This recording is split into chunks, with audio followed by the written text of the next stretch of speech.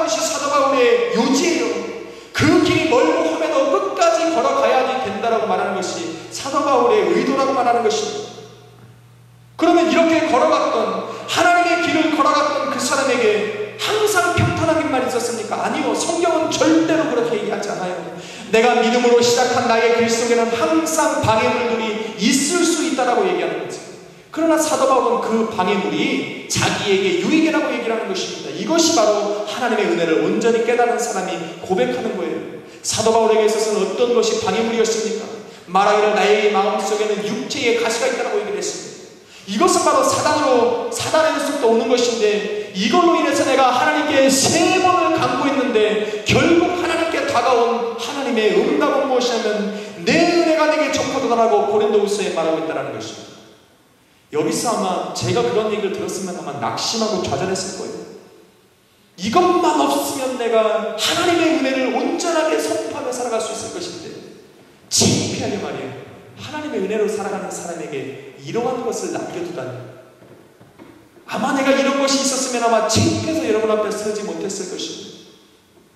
사도 바울이 왜 이것을 구했냐면, 이것만 없으면, 이것만 해결되면 내가 하나님 앞에 하나님이 살아계심을 내가 더 증거할 수 있었을 것인데, 내가 다른 사람을 다 치료하고 구원하고 죽은 사람까지 살렸던 이러한 능력 있는 그 하나님을, 내 질병을 내가 낫게 하는 것을 통해서 더 심차게 증거할 수 있었을 것인데, 하나님은 왜 나에게 내 은혜가 내게 족하다라고 얘기했을까? 여러분은 그런 기도 안 합니까? 저도 기도해요. 하나님, 내 삶 가운데 하나님 이것만 이루어주시면 내가 하나님 앞에 내가 세상 가운데 주님을 선포할 수 있을 것입니다. 하나님, 내게 한 번만 주님 얼굴을 보여주시면 내가 목숨 걸고 한번 살아가 볼 것입니다. 하나님, 내 안에 있는 이 질병을 한 번만 정말로 깨끗하게 치유해 주시면 내가 주님이 살아계시는 것을 믿고 영원히 주님만 증거하며 살 것인데, 만약 이렇게 기도했는데 하나님이 내 은혜가 내게 족하더라고 하면 어떤 사람이 시험이 안 들겠어요? 다 시험 되는데 사도 바울은 시험이 안 들었다는 거예요. 그래서 사도 바울이 되는 거예요. 우리도 그렇다면 우리도 당연히 사도 황대현이 되겠지. 그러니까 하나님은 아시기 때문에 그런 응답조차 안 하잖아요. 가만히 두지. 근데 우리는 그 이유를 발견할 수 있어요. 왜 사도 바울에게 하나님이 내 은혜가 내게 족하다고 했습니까? 사도 바울이 생각할 때의 육체의 가시는 분명히 그가 복음을 증거하는데 걸림돌로 생각을 했으나, 하나님은 왜 그것을 은혜로 표현을 했습니까? 내 은혜가 내게 족하다. 그것 또한 하나님이 생각할 때는 너에게 은혜라고 얘기한 것 아닙니까? 하나님은 왜 은혜라고 했습니까? 왜냐하면 하나님께서는 여러분의 삶에 한 사람 한 사람을 통해서 그 사람과 만나는 이 통로가 있는 것이에요. 사람마다 다 똑같은 것이 아니라 하나님이 오늘 나를, 이 저라는 황대현이라는 사람을 만나는 하나님의 유일한 통로가 있다는 것입니다.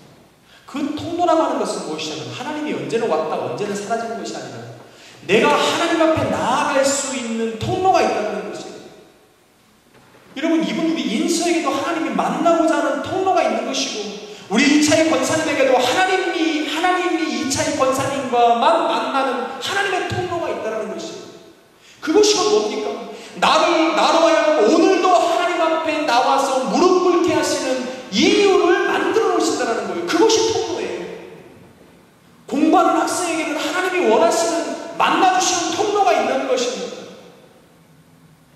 오늘 사도 바울에게 있어서는 부족함이 없지요. 나의 나된 것이 하나님의 은혜라고 고백하는 그가 더 이상 하나님을 찾을 이유가 뭐가 있냐는 것입니다.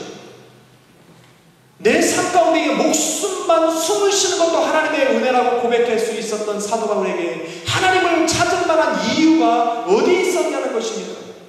그런 사도 바울이 하나님을 찾을 수 있었던 이유를 만들어 오셨는데, 그것이 바로 육체의 가시예요. 그래서 하나님은 뭐라고 하니까, 그걸로 인해서 너가 나를 찾을 것이고, 그것을 통해서 너는 내가 살아있음을 발견할 것이고, 그거를 통해서 또한 내가 너와 함께 하심을 발견할 수 있을 거라고 얘기하고 있는 것입니다. 여러분, 내 삶 가운데 아무 문제가 없고 세상 살아가면서 아무 근심과 걱정이 없으면 여러분, 주님 잘 될 것 같습니까? 아니요, 절대로 그렇지 않죠. 그렇기 때문에 하나님은 그것이 내 은혜라고 표현을 하고 있는 것입니다. 더 중요한 것은 그러한 것을 성경에 기록하고 있는 성령 하나님은 왜 그러냐면, 성경은 우리에게 말하기를 그것을 통해서 앞으로 장차 예수 그리스도를 통해서 은혜를 받는 사람들에게 증거로 삼기 위해서 그렇다는 것입니다.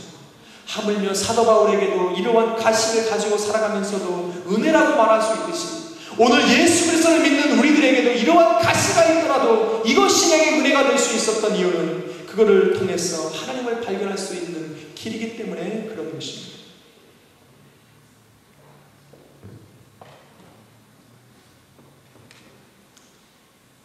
하나님의 은혜는 그런 것입니다.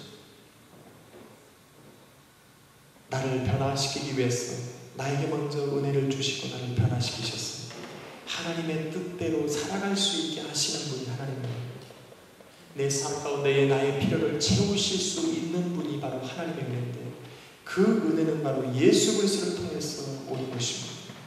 예수 그리스도의 은혜는 십자가를 통해서 나를 구속할 뿐만 아니라 나의 모든 필요를 채우시기에도 충분하신 것이 하나님의 은혜예요. 그러한 은혜가 내 삶 가운데에 오면 나는 항상 그 잔이 넘쳐서 다른 사람에게도 그 은혜를 나눠줄 수 있는 사람으로 변할 수 있다는 것입니다.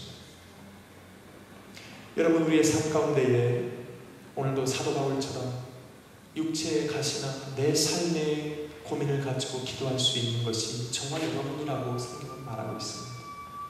만약에 하나님께서 내 은혜가 내게 좋구나라고 하면 우리 또한 사도 바울처럼 아멘으로 감사함으로 받을 수 있는 마음의 그릇이 되어질 때, 그거를 통해서 변화된 많은 사람들처럼 오늘도 나의 입술과 나의 삶을 통해서 하나님의 온전하신 길이 이루어질 수 있을 것이라고 얘기하고 있는 것입니다. 여러분, 하나님의 은혜는 무엇입니까? 과연 하나님의 은혜는 나의 삶을 변화시킬 수 있는 것일까라는 여러분 퀘스천을 갖고 있지 않습니까? 하나님의 은혜는 변화시킬 수 있습니다. 하나님은 나의 믿음으로 시작한 길이 성령님과 함께 시작한 길이고, 나의 하나님의 은혜로 시작한 그러한 길들을 나로 하여금 끝까지 걸어가게 하실 수 있는 분일 뿐더러, 그 끝에 가서는 나의 모든 믿음과 또 나의 모든 그 은혜로 모든 일들을 합력하여 선을 이루어내실 수 있는 분이라고 하는 것입니다. 여러분, 이것을 믿을 때에 여러분 오늘도 우리는 하나님의 은혜를 감사할 수 있고 그 은혜로 살아갈 수 있으리라 믿습니다. 믿으십니까? 오늘도 여러분에게 그러한 은혜가 있을 줄 믿습니다. 우리 옆에 분들에게 인사합시다. 당신에게 하나님의 은혜가 있습니다. 당신에게 하나님의 은혜가 있습니다. 믿으십니까? 믿으십니까? 오늘도 그 은혜로 하나님 앞에 감사하며 살아가는 귀한 은혜가 될 줄로 믿습니다. 믿습니다. 기도하겠습니다. 하나님 감사합니다.